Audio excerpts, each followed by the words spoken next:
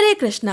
आज हम आपको सुनाएंगे अनंत चतुर्दशी 2024 की संपूर्ण कथा, जिसे अनंत चतुर्दशी के दिन सुनने से भगवान श्री हरि विष्णु की खास कृपा मिलती है। आपसे प्रार्थना है कि ये कथा अंत तक अवश्य सुने, क्योंकि अधूरी कथा सुनने से पाप लगता है। और कथा शुरू होने से पहले हमारे चैनल को सब्सक्राइब करके एक बार कमेंट्स में दिल से जय श्री कृष्णा अवश्य लिखें। भगवान श्री कृष्ण अनंत चतुर्दशी के दिन इस कथा को सुन रहे सभी भक्तों के जीवन को धन समृद्धि और सभी सुखों से परिपूर्ण करें और उनकी सभी इच्छाएं पूरी हो। तो आइए अब शुरू करते हैं अनंत चतुर्दशी की कथा। श्री गणेशाय नमः। अनंत चतुर्दशी के व्रत का वर्णन शास्त्रों में बहुत ही खास तरीके से किया गया है और उसका विशेष महत्व बताया गया है। अनंत चतुर्दशी पर भगवान विष्णु के अनंत स्वरूप की पूजा होती है और हाथ में 14 गांठों वाला अनंत धागा बांधा जाता है। ऐसा करने से माँ लक्ष्मी प्रसन्न होती है और जीवन में धन धान्य सुख समृद्धि खुशहाली व ऐश्वर्य आता है। भाद्रपद माह के शुक्ल पक्ष की चतुर्दशी तिथि पर अनंत सुख देने वाला ये अनंत चतुर्दशी का व्रत किया जाता है। मान्यता है कि साल भर में इस दिन श्री हरि विष्णु की पूजा कर ली जाए तो 14 सालों तक अनंत फल की प्राप्ति होती है। अनंत चतुर्दशी पर पूजा के समय बाह में भगवान विष्णु की पूजा के फल स्वरूप अनंत सूत्र बांधना चाहिए। इस सूत्र में भगवान विष्णु का वास होता है। अनंत चतुर्दशी पर अनंत सूत्र को भगवान विष्णु की पूजा करने के बाद बाह में बांधने से भक्तों का हर दुख और कष्ट भगवान विष्णु दूर कर देते हैं और सदैव उनकी रक्षा करते हैं, उनको सुख समृद्धि देते हैं। इस अनंत सूत्र में 14 गांठें होती हैं। ये 14 गांठें सृष्टि के 14 लोकों का प्रतीक होती हैं। अनंत चतुर्दशी की कथा के अनुसार एक बार महाभारत काल में युधिष्ठिर महाराज ने राजसूय यज्ञ किया। उस समय उनके यज्ञ मंडप का निर्माण तो सुंदर था ही, अद्भुत भी था। ये यज्ञ मंडप इतना मनोरम था कि उसमें जल व थल की भिन्नता दिखाई ही नहीं देती थी। जल में स्थल तथा स्थल में जल की भांति दिखाई देता था। बहुत सावधानी करने पर भी बहुत से व्यक्ति उस अद्भुत मंडप में धोखा खा चुके थे। एक बार कहीं से टहलते टहलते दुर्योधन भी उस यज्ञ मंडप में आ गया और एक तालाब को स्थल समझकर उसमें गिर गया। द्रौपदी ने ये देखकर अंधों की संतान अंधी ऐसा कहकर दुर्योधन का उपहास किया। इससे दुर्योधन चिढ़ गया। ये बात उसके हृदय में बाण के समान लगी। उसके मन में द्वेष उत्पन्न हो गया और उसने पांडवों से बदला लेने की ठान ली। उसके मस्तिष्क में उस अपमान का बदला लेने के लिए विचार उपजने लगे। तब दुर्योधन ने बदला लेने के लिए पांडवों को हस्तिनापुर बुलाकर द्यूत क्रीड़ा में हराकर उस अपमान का बदला लेने की सोची। उसने मायावी शकुनी मामा और उनके जादुई पासों की सहायता से पांडवों को जुए में पराजित कर दिया। पराजित होने पर अपनी प्रतिज्ञा के अनुसार पांडवों को 12 वर्षों के लिए वनवास भोगना पड़ा। वन में रहते हुए पांडव अनेक प्रकार के कष्टों को सहते रहे। एक दिन भगवान श्री कृष्ण जब पांडवों से वन में मिलने आए, तब युधिष्ठिर महाराज ने उनसे अपना दुख कहा और उस दुख को दूर करने का कोई उपाय पूछा। तब भगवान श्री कृष्ण ने कहा, हे युधिष्ठिर, तुम विधि पूर्वक अनंत भगवान का व्रत करो। इससे तुम्हारा सारा संकट दूर हो जाएगा और तुम्हारा खोया हुआ राज्य भी तुम्हें पुनः वापस प्राप्त हो जाएगा। इस संदर्भ में भगवान श्री कृष्ण ने युधिष्ठिर को एक कथा भी सुनाई कि प्राचीन काल में सुमंत नाम का एक नेक तपस्वी ब्राह्मण था। उसकी पत्नी का नाम दीक्षा था। उसकी एक परम सुंदर धर्मपरायण तथा ज्योतिर्मयी कन्या थी, जिसका नाम सुशीला था। सुशीला जब बड़ी हुई तो उसकी माता दीक्षा प्राण छोड़कर ईश्वर के पास शीघ्र ही चली गई।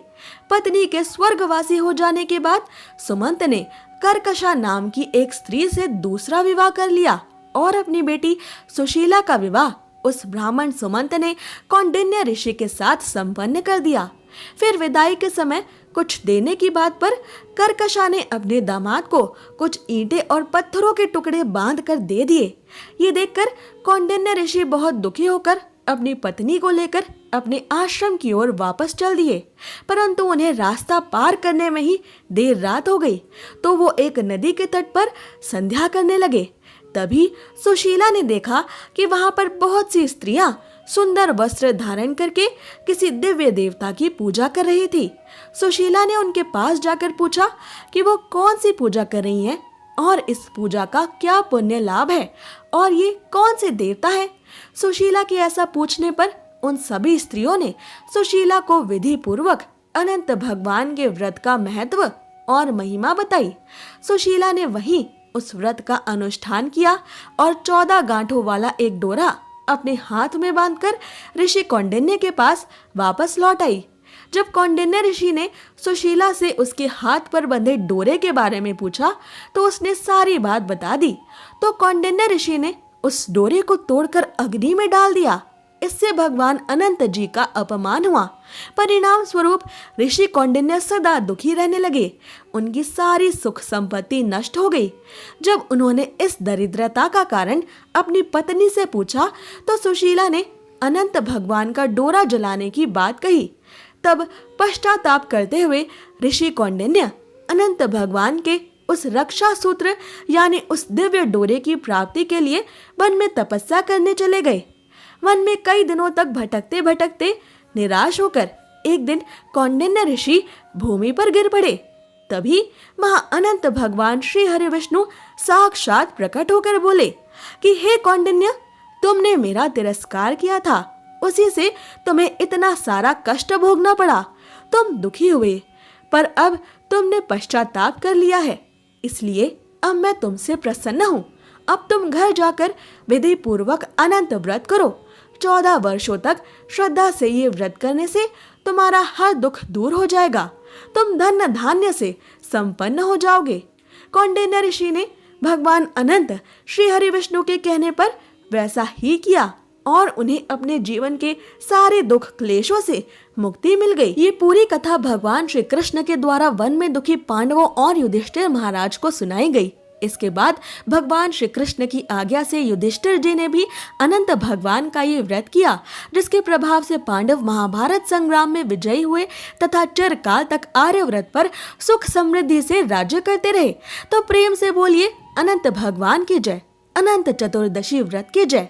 अब जानिए अनंत चतुर्दशी व्रत का महत्व, जिसे सुने बिना अनंत चतुर्दशी की व्रत और पूजा का कोई महत्व नहीं रहता। चतुर्मास में भगवान विष्णु शेषनाग की शैया पर अनंत शयन में रहते हैं। अनंत भगवान ने ही 52 अवतार में 2 पग में ही तीनों लोकों को नाप लिया था। इसके ना तो आदि ना तो अंत होते हैं, इसलिए ये भगवान अनंत कहलाते हैं। अतः इनके पूजन से आपके सभी कष्ट समाप्त हो जाते हैं। भगवान विष्णु के सेवक भगवान शेषनाग का नाम भी अनंत है। अनंत चतुर्दशी के दिन प्रातः काल स्नान आदि से निवृत्त होकर व्रत का संकल्प लेकर पूजा स्थल पर कलश की स्थापना की जाती है। कलश पर अष्टदल कमल की तरह बने बर्तन में कुश से निर्मित अनंत की स्थापना करने के पश्चात एक धागे को कुमकुम, केसर और हल्दी से लगाकर अनंत सूत्र तैयार करें। इसमें 14 गांठें लगी होनी चाहिए। इसे भगवान विष्णु की तस्वीर के सामने रखकर भगवान विष्णु और अनंत सूत्र की षोडशोपचार विधि से पूजा शुरू करें और भगवान विष्णु के नाम और मंत्रों का जाप करते रहें। इसके बाद विधिवत पूजन के बाद अनंत सूत्र को अपनी बाजू में बांध लेना चाहिए। पुरुषों को दाएं हाथ में और महिलाओं को बाएं हाथ में इस रक्षा सूत्र को बांधना चाहिए। मान्यता है कि इस दिन व्रत रखने के साथ साथ यदि कोई व्यक्ति श्री विष्णु सहस्त्र नाम स्तोत्र का पाठ करता है तो उसकी सभी मनोकामनाएं अवश्य ही पूर्ण हो जाती हैं।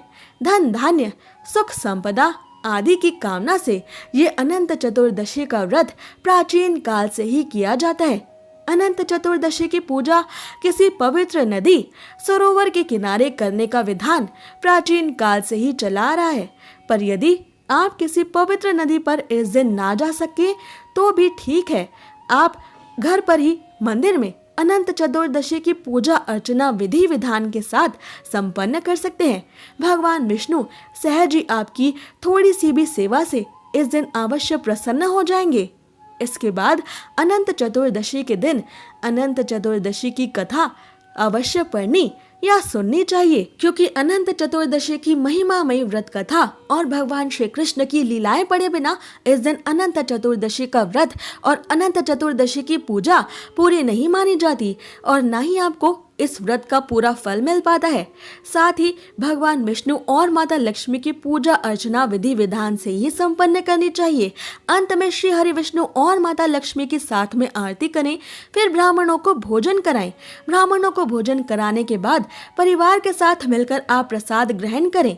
अगर आपको ये कथा पसंद आई तो ऐसे ही व्रत कथाएं सुनने के लिए हमारे चैनल को सब्सक्राइब करें।